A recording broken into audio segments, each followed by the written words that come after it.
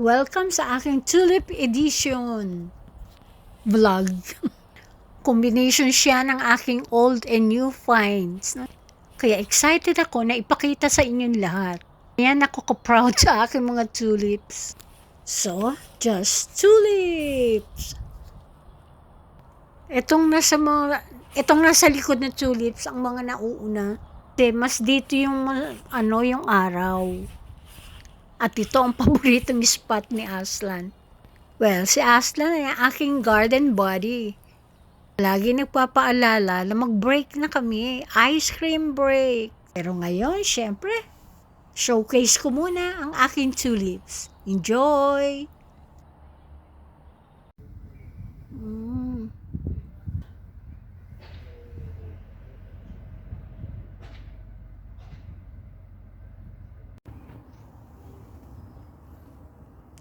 Yan, paghapon, nagsasara ulit.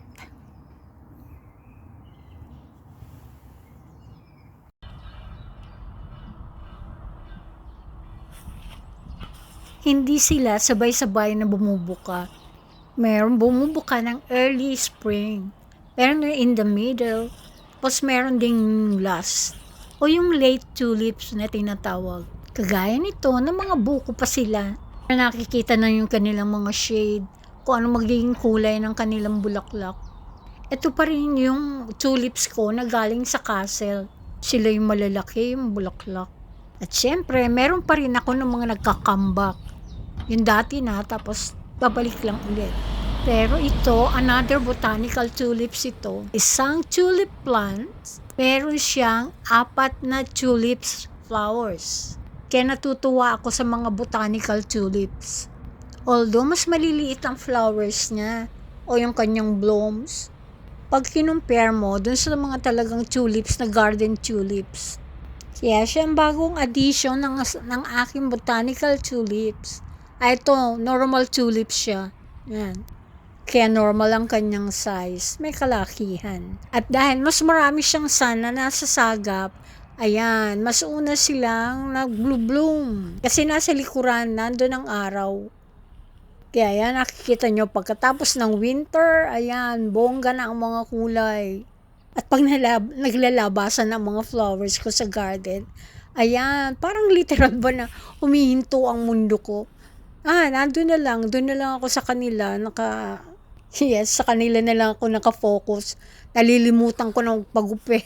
Hindi na ako madalas maglinis ng bahay. At hindi na rin ako nagkukulay ng hair. Sa gardening ako nakatuto kasi. At actually kasi, pag ganyan, yung gardening season na, talagang ang dami nakafocus talaga sa gardening. Yeah, sa pag-aalaga ng garden, sa pagtatanim sa garden. Kasi pag gardening season na, nakafocus na sa labas ang activities. Karaniwang ganun. Kasi nga malamig dito. So kapag mainit, kailangan samantalahin. Bukod kasi sa nakaka-excite naman talaga. Napanoorin ng mga tanim. Pero maraming trabaho sa garden. At kahit busy ka, working ka, kailangan talaga bigyan mo sila ng pansin. Otherwise, pag-iiwanan ka. Yes, pag-iiwanan ka kasi nga, yung init ang hinahabol dito. Kasi kailangan ng plants ng init. Kaya gardening talaga yung priority mo. Ako pinaprioritize ko ang pag-garden. Buti na lang, hindi ako ine-expect ng kasama ko sa bahay na maglinis ng bahay. Ayan. Ito mga dati na yan nagbabalikan. Siyempre kahit busy, di ko mapigilan. Kailangan huminto ako bago pumasok sa work para magkaroon ako ng selfie. Yan. Nakita nyo ang aking cabbage tulips. Yan. Ang bibigat nila. Kaya yan. Nagbababaan. Yan. Di na halos kaya nung plants. Di niya kaya ang kanyang tulip heads. Ko talaga naman kasing malaki. Halos kasing laki ng kamay ko Tingnan nyo naman ang kulay niya, di ba? Very radiant. Dahil sa bigat niya, kailangan suportahan. Kaya nilagyan ko siya ng support. Lighter ang kulay niya dito, pero sa totoo, crimson siya talaga. Dark siya. I love it. Gusto ko yung kulay niya. Eto naman, bago ako pumasok, ayan, posing. Nej. Clip ng Det är som om grass du kör area. min vän.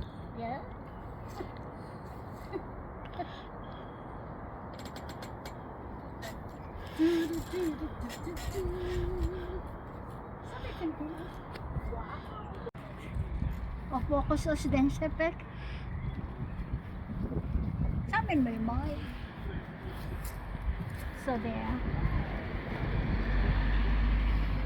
Yes. Oh, mga store. Mga store siya. So then here. So then here.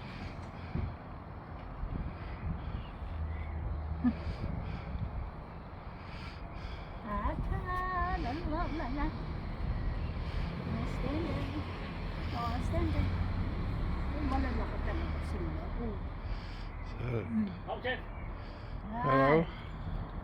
Ayan, ganyan sila kalaki at kabigat. Wawa naman, hindi kaya yung kanyang mga flowers.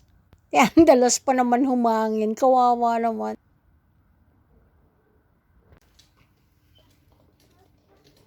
Yan, mga dati na to mga ilang taon na. Tapos ngayon bumalik.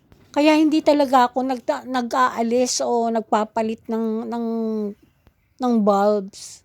Kasi babalik din naman Although, pag nagtanim ka, limbawa nagtanim ka ng 10, hindi na 10 siya babalik. 7, 6, 5, ganun na lang. Pero pag nakabawi na rin sila ng lakas, yan, nadadagdagan, yan, kagaya niyan. Last year, konti lang siya, ngayon madami siya. Favorite ko siya, yung kulay na ganyan. Ballerina ang nakalagay dun sa lalagyan niyan. Package niya, ballerina. So, oo nga naman, para siyang ballet dancer sa ganda.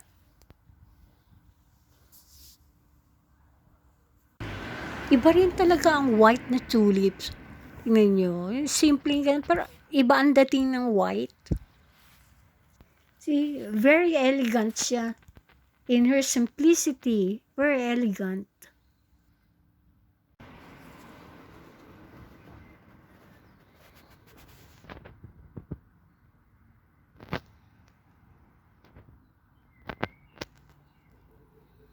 Sila naman yung tingnan mo yung pagkaka-blend niya, very romantic. See?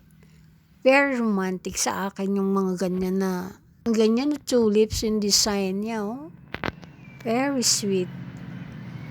Kaya ang tawag ko sa kanya, romantic mix.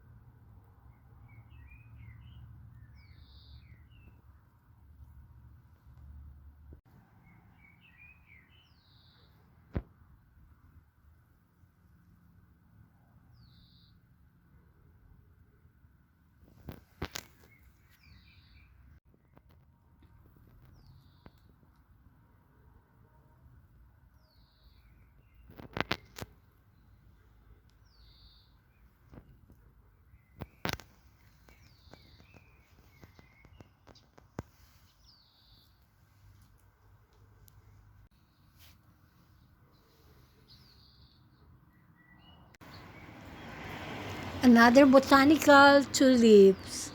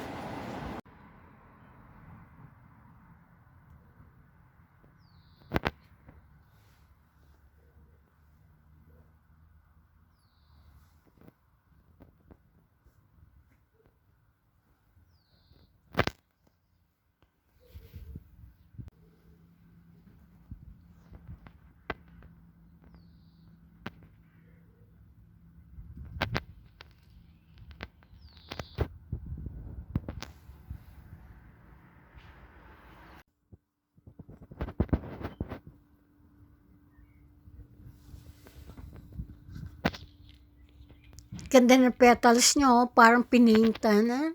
Yan. Parang makikita mo yung ano ng brush. Oh, ito si Queen of the Night. 5 piraso siya, pero dahil madalas humangin, napuputol. Siyang natira.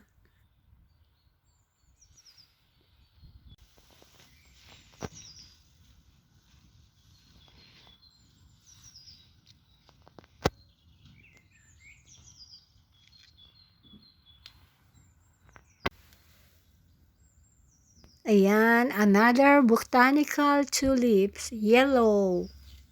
Ganda.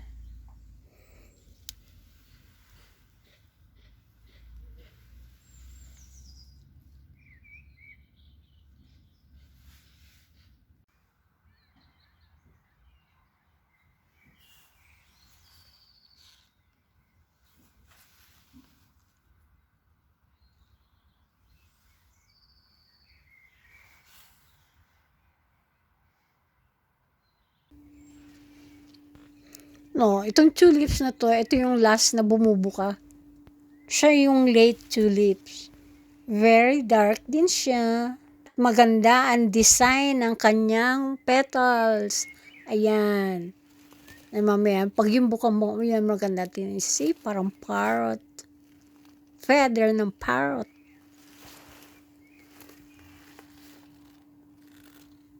Maganda siya pag nakabuka. Yan. Ay, ayan, oh. Ganda siya. Parang birds.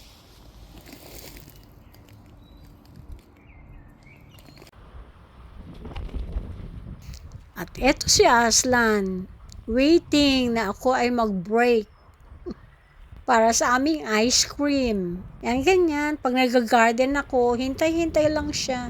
Kasi alam niya, at the end ng aking pag-garden, kakain ako ng ice cream. Kasama siya. At dahil sa ice cream, kaya ayan, sumunod siya sa akin na mag-pose siya in front ng aking tulips. Yan. Tagal na. Thank you for watching, Scatlings. See you in my next video. Don't forget to subscribe. Hit nyo na din ang notification bell para lagi kayong updated sa aking mga videos. Thank you. Bye-bye.